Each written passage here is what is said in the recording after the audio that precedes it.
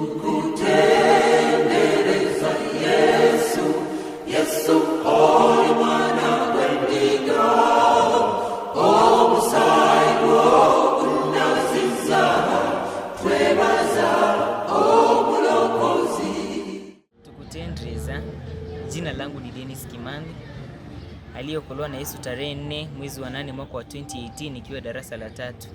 Ndipo Yesu alikutana na moyo wangu, akanipata nikiwa kijana mwenye dhambi, wizi, uongo, matusi, shingo ngumu. Lakini siku hiyo njema tarehe 4 ndio Yesu alinikuta nikiwa kanisani. Ilikuwa siku ya ubatizo, na walipouliza nani angetaka kuokoka, hiyo ndio siku ambayo nilikata kauli na nikamkubali Yesu kuwa mwokozi wa maisha yangu.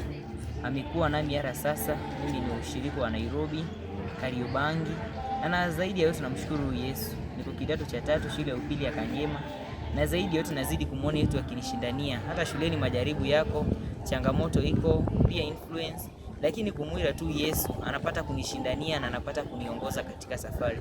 Niko hivyo kwa wale tu ya kutubu na kwenda msalabani. Bwana asifiwe. Tukutende